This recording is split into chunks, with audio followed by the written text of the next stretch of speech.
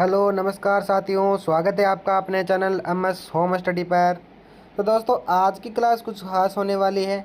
आज के क्लास के अंदर हम राजस्थान के जो महत्वपूर्ण दुर्ग हैं उनके बारे में बात करने वाले हैं। और ये दुर्ग आपको मैं अच्छी तरह से एकदम एचडी फ़ोटो के माध्यम से मैं आपको इस वीडियो के अंदर ये दुर्ग है वो याद कराने वाला हूँ। हमारा जो मकसद है, हमारा मकसद क्या है? पढ़ो ऐसे जो नींद में भी याद रहे। ठीक है, हमारी जो चैनल की थीम है वो है पढ़ो ऐसे जो नींद में भी याद रहे। दोस्तों, आज हम ऐसे तरीके से दुर्ग को पढ़ने वाले हैं जिस दुर्ग को हम देख लेंगे एक बार, वो हमें नींद में भी याद रहने वाला है। ठीक है, इस वीडियो के माध्यम से। और ये याद कैसे रहेगा? क्योंकि मैं इस वीडियो के अंदर आपको फ़ोटो से, ठीक है, फ़ोटो के अनुसार आपको सभी दुर्गों के बारे में, विशेषता, राजा के दौरान निर्माण आदि सब के बारे में मैं इस वीडियो के अंदर आपको बताने वाला हूं। तो भाई वीडियो के अंत तक बने रहिए और क्लास को अच्छी तरह से पूरा देखिए ताकि आपके किसी प्रकार का डाउट न रहे। और यदि आपको हमारा वीडियो अच्छा लगे तो वीडियो को लाइक और चैनल को सब्सक्राइब जरूर करें ताकि आपको इसी प्रकार के जो राजस्थान के एग्ज़ाम संबंधित जो वीडियो क्लासें हैं वो आपको मिलती रहे। तो दोस्तों, शुरू करते हैं अपनी क्लास को। तो जल्दी से जल्दी आप वीडियो को लाइक और चैनल को सब्सक्राइब कर लें। ठीक है, फिर चलते हैं दोस्तों अपनी क्लास की तरफ। बात करते हैं अपने सबसे पहले जो टॉपिक रहने वाला है वो टॉपिक कौन सा है? राजस्थान के दुर्ग, जिसके अंदर आज हम गागरोन का दुर्ग, जो झालावाड़ के अंदर गागरोन का जल दुर्ग है, उसके बारे में हम बात करने वाले हैं। तो दोस्तों, चलते हैं अपनी क्लास की तरफ। सबसे पहले हम बात करेंगे कि सर्वप्रथम दुर्गों के अवशेष सिंधु घाटी सभ्यता से मिले। हाँ जी दोस्तों, इसका मतलब हुआ कि भाई किस किस पुरातत्व स्थल से हमें पता चला कि दुर्ग के अवशेष भी हैं। इस समय में दुर्ग बनाए जाते थे। जो दुर्ग के अवशेष है सर्वप्रथम किस के द्वारा पता चले तो हमें सिंधु घाटी सभ्यता के अंदर, जो हमारी सबसे पुरानी सभ्यता है, उसके अंदर हमें पता चला कि पहले के समय में भी दुर्ग बनाया जाता था। ठीक है, दुर्गों के अवशेष कहाँ से मिले? तो भाई सिंधु घाटी सभ्यता से सर्वप्रथम दुर्गों के अवशेष मिले, जिसके अंदर ये अपना उत्तरी साइड हो गया, इसके नीचे होगा ये दक्षिणी साइड, ये अपना हो गया पश्चिमी साइड, ये हो गया अपना पूर्वी साइड। तो भाई पूर्वी साइड के अंदर ये क्या भाग होता है? पश्चिमी साइड, सॉरी ये पश्चिमी साइड है, ये हो गया पूर्वी साइड। पश्चिमी साइड के अंदर क्या होता था कि भाई ये भाग दुर्गीकृत होता था, यानी पश्चिम की साइड के अंदर तो दुर्गों का निर्माण होता था और जो पूर्वी भाग है वो अदुर्गीकृत होता था। मतलब कि पूर्व के भाग के अंदर, सिंधु घाटी सभ्यता के अंदर दुर्ग का अस्तित्व नहीं होता था, दुर्ग नहीं बने होते थे, जो कि पश्चिमी भाग के अंदर बने होते थे। ठीक है दोस्तों, फिर आगे हम बात करेंगे अपने अन्य जानकारी के बारे में। ये क्या है दोस्तों? इसको बोला जाता है पाशीब। पाशीब किसको कहा जाता है? तो भाई दोस्तों, पाशीब का अर्थ होता है, पाशीब का अर्थ होता है अपने रेत या पत्थर का बना टीला जिसके द्वारा अपन दुर्ग में प्रवेश किया जा सके। पहले पुराने समय के अंदर जब युद्ध होता था तो ये अपना महल होता था या जो किला होता था उसके अंदर पहुंचना, ऐसे चढ़ के जाना बहुत ही कठिन कार्य होता था। तो भाई आक्रांताकारियों द्वारा ऐसे इस प्रकार के रेत या पत्थर के टीले बनाए जाते थे और इस पत्थर के टीले द्वारा यहाँ से हमला किया जाता था और ये इस टीले को दुर्ग के पास में बनाकर इसके द्वारा दुर्ग के अंदर प्रवेश किया जाता था, जिसको क्या कहा जाता है दोस्तों? जिसको पाशीब कहा जाता है। तो दोस्तों, आपको पता चल गया होगा पाशीब का अर्थ क्या है। पाशीब का अर्थ है अपना रेत या पत्थर का बना टीला जिसके द्वारा दुर्गों में प्रवेश किया जा सके।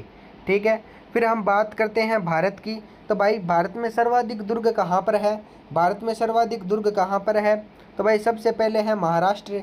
जो महाराष्ट्र है वो 1 नंबर पर स्थित है। महाराष्ट्र के अंदर सबसे अधिक दुर्ग है। उसके बाद है मध्य प्रदेश के अंदर, जो मध्य प्रदेश है उसके अंदर सर्वाधिक दुर्ग स्थित है। फिर हमारा तीसरा भाग आ रहा है अपना राजस्थान का। ठीक है, तीसरे नंबर पर अपना आता है राजस्थान। राजस्थान के अंदर दुर्ग तीसरे नंबर पर स्थित है। भारत में तीसरे नंबर पर राजस्थान है जिसमें सर्वाधिक दुर्ग है। और जो राजस्थान है, राजस्थान के अंदर सर्वाधिक कौन से जिले के अंदर दुर्ग है? तो भाई सर्वाधिक अपने जो जयपुर ग्रामीण है, जो पहले जयपुर का भाग था, अब इस जिले का विखंडन होकर जो जयपुर ग्रामीण का निर्माण हुआ उसके अंदर सर्वाधिक दुर्ग अपने को देखने को मिली। फिर हम बात करते हैं दुर्गों का वर्गीकरण। जो दुर्ग है उनको कितने प्रकार में बांटा गया है, उनका कितना प्रकार में वर्गीकरण किया गया है। तो भाई ग्रंथों के अनुसार पहले हम देखते हैं। सर्वप्रथम मनुस्मृति में 6 प्रकार के दुर्ग को बताया गया है। सर्वप्रथम किस के अंदर दुर्गों का उल्लेख मिलता है, तो भाई मनुस्मृति के अंदर सर्वप्रथम दुर्गों का अवशेष मिलता है, दुर्गों का जानकारी मिलती है और इसके अंदर 6 प्रकार के दुर्ग बताए गए हैं। फिर देखते हैं हम अपने अर्थशास्त्र व मनुस्मृति में गिरिदुर्ग को सर्वश्रेष्ठ बताया गया है। ठीक है, अर्थशास्त्र व मनुस्मृति में जो गिरिदुर्ग होता है, गिरिदुर्ग का मतलब होता है दोस्तों जो गिरि यानी पर्वत के ऊपर जो दुर्ग बना होता है उसको गिरिदुर्ग कहलाता है वो दुर्ग, और वो सर्वश्रेष्ठ दुर्ग में आता है। ठीक है, फिर बात करते हैं हम शुक्र नीति। जो शुक्र नीति है, शुक्र नीति के में 9 प्रकार के दुर्ग बताए गए हैं, जिसमें सैन्य दुर्ग सर्वश्रेष्ठ बताया गया है। एरिन, पारीक, पारिदी, वन दुर्ग, जल दुर्ग, गिरिदुर्ग और सैन्य दुर्ग आदि बताए गए हैं। सैन्य दुर्ग का मतलब ये होता है दोस्तों जिस दुर्ग के अंदर सेनाएं उपस्थित होती है, यानी जिस दुर्ग के अंदर ही सेना निवास करती है उस दुर्ग को क्या बोलता है, सैन्य दुर्ग बोला जाता है। बाद में हम बात करेंगे अपने राजस्थान के अंदर सबसे बड़ा लिविंग फोर्ट का मतलब होता है दोस्तों रहने के लिए जो किले, जो महल, स्मारक जो दुर्ग होते हैं वो सबसे बड़े लिविंग फोर्ट यानी यात्रियों द्वारा रहने के जो किले होते हैं वो कौन सा किला है, कौन सा दुर्ग है, तो भाई सबसे बड़ा अपना जो राजस्थान का लिविंग फोर्ट है उसका नाम है चित्तौड़गढ़। ठीक है, सबसे बड़ा चित्तौड़गढ़ है।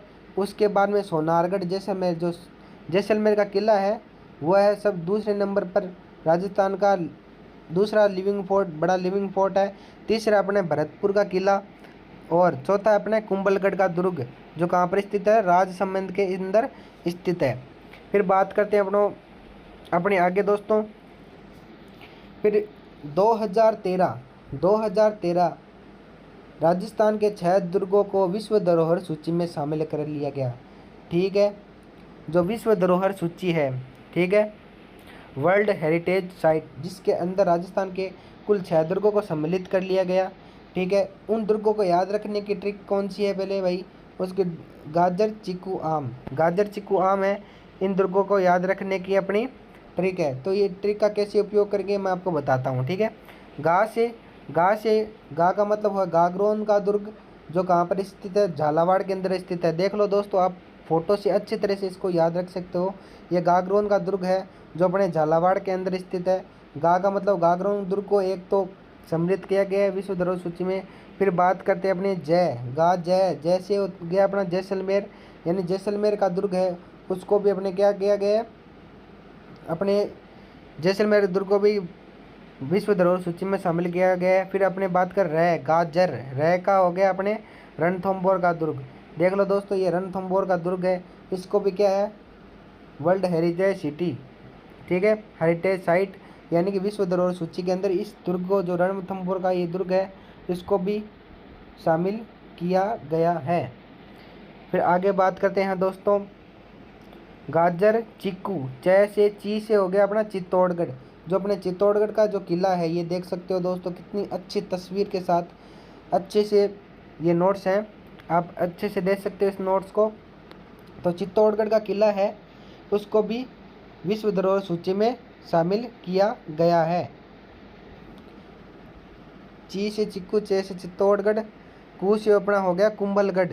कुंभलगढ़ का दुर्ग कहाँ पर स्थित है दोस्तों, कुंभलगढ़ का दुर्ग स्थित है अपने राजसमंद के अंदर।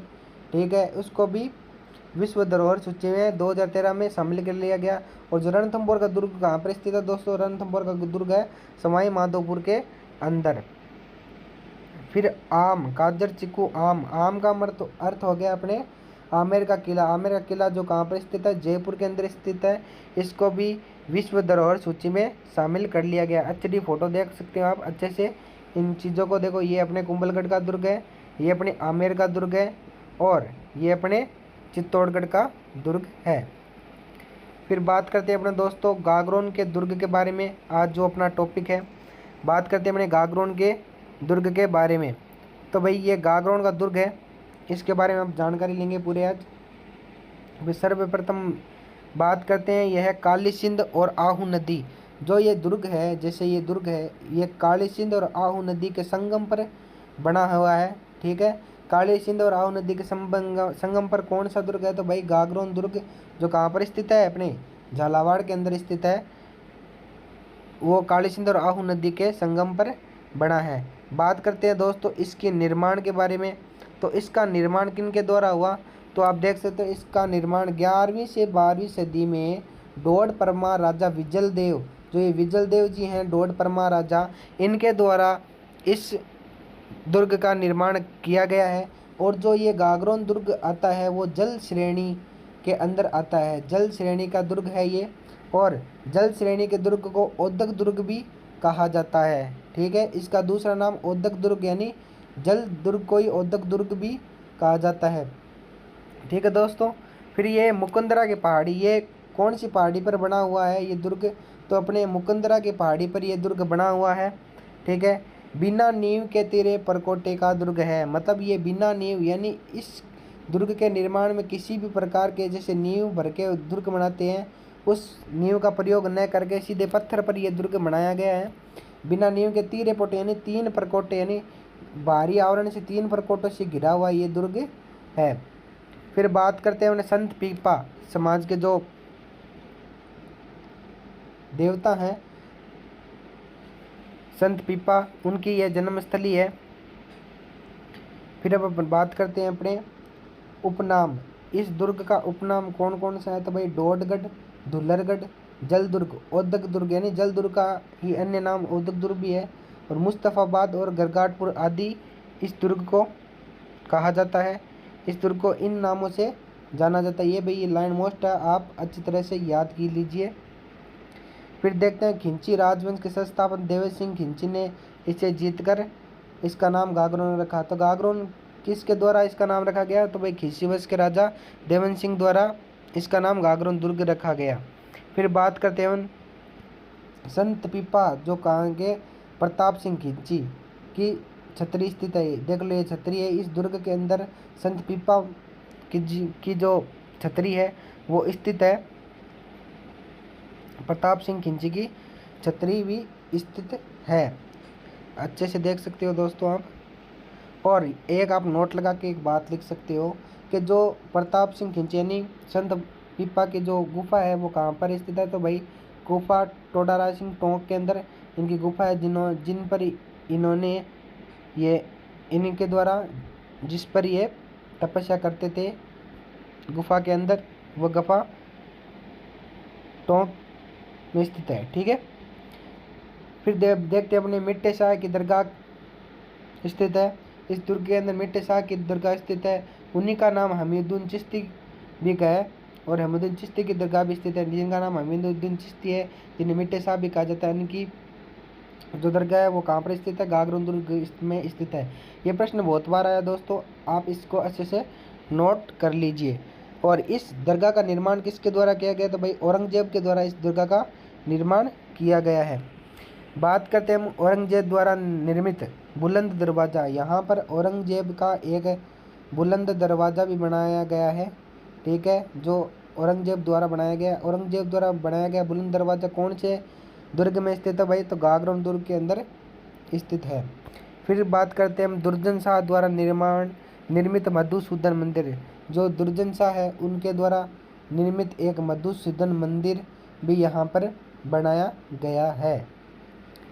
फिर बात करते हैं हम सलीम शाह रुपये के टकसाल। जो इस राज्य के रुपये थे, जिसको सलीम शाह रुपया बोला जाता था, उसके जो बनाने का कारखाना जो टकसाल है वो भी इस दुर्ग के अंदर स्थित है। बात करते हैं हम पृथ्वीराज राठौड़, जो कहाँ के थे? बीकानेर के थे। ठीक है, इनको ये जागीर में मिला था। ठीक है, दुर्ग को जागीर में मिला, जहाँ इन्होंने वेली किस्मन रुक्मणी ग्रंथ की रचना की। ठीक है, पृथ्वीराज राठौड़ द्वारा जो इनको ये दुर्ग गागरोन दुर्ग जागीर में मिला, जहाँ इन्होंने वेली कृष्ण रुक्मणी ग्रंथ रचना की। वेली कृष्ण रुक्मणी ग्रंथ की रचना किसने की? तो भाई पृथ्वीराज राठौड़ द्वारा ही इस ग्रंथ की रचना की गई। बाद में बात करते हैं हम इसका पहला साका कब हुआ, इस दुर्ग का पहला साका कब हुआ। साका का अर्थ होता है दोस्तों कि जो राजा होते हैं वो केसरिया धारण करके बाहर युद्ध लड़ने जाते हैं, और जो महिलाएं जो दुर्ग के अंदर स्थित होती है वो अपना अपना जो त्याग है वो अग्नि के अंदर कर कर जोहर करती है। तो इस दोनों की प्लस की प्रक्रिया, जो दोनों की ये प्रक्रिया होती है, दोनों युगल रूप में जो केसरिया और जो जोहर की प्रक्रिया होती है उसको क्या बोला जाता है, साका बोला जाता है। तो इसका साका सर्वप्रथम 1423 ईस्वी के अंदर मांडू मालवा के शासक होशंग शाह ने जब आक्रमण किया इस पर, तो इसके समय अचलदास खिलजी जो इसके राजा थे उनके नेतृत्व में केसरिया हुआ, ठीक है। और इनकी रानी लीलादेव व उमादेव के नेतृत्व में जोहर हुआ, यानी आग के अंदर इन्होंने जोहर किया, ठीक है। सबसे पहले इसका साका 1423 के अंदर हुआ। बाद में बात करते हैं गागरोन का पहला साका हो गया, ठीक है। फिर बात करते हैं दूसरा साका, तो दूसरा साका होने 1444 मालवा के शासक ने जो कौन था, तो महमूद खिलजी फर्स्ट। जो महमूद खिलजी फर्स्ट था, जो मालवा का शासक था, उसने हमला किया, ठीक है। तब पालन सिंह इसके राजा थे। पालन सिंह के समय दूसरा साका हुआ। महमूद खिलजी जो फर्स्ट था उसने इसका नाम मुस्तफ़ाबाद कर दिया। इस दुर्ग को जीतकर इस दुर्ग का नाम मुस्तफ़ाबाद कर दिया, ठीक है। फिर ये नोट लगा कर लिख सकते हैं दोस्तों आप। तारकिन संत हमीदुद्दीन नागौरी की दरगाह कहाँ पर स्थित है, तो भाई नागौर में अंदर इनकी दरगाह स्थित है। नागौरी का मतलब हो गया नागौर, नागौर के अंदर इनकी दरगाह स्थित है। तारकिन संत हमीदुद्दीन नागौरी की दरगाह नागौर में स्थित है। फिर बात करते हैं हम दोस्तों विनायक का हथियागोड एवं कोलवी की प्रसिद्ध गुफाएं जो झालावाड़ जिले के अंदर स्थित है, ठीक है। विनायक का हथियागोड एवं कोलवी की प्रसिद्ध गुफाएं कहाँ पर स्थित है, तो भाई झालावाड़ के अंदर ये गुफाएं स्थित है। तो भाई दोस्तों आज की क्लास यहीं पर समाप्त होती है। यदि आपको क्लास अच्छी लगी तो वीडियो को लाइक और चैनल को सब्सक्राइब करना न भूलें। जय हिंद, जय भारत, सभी को राम राम।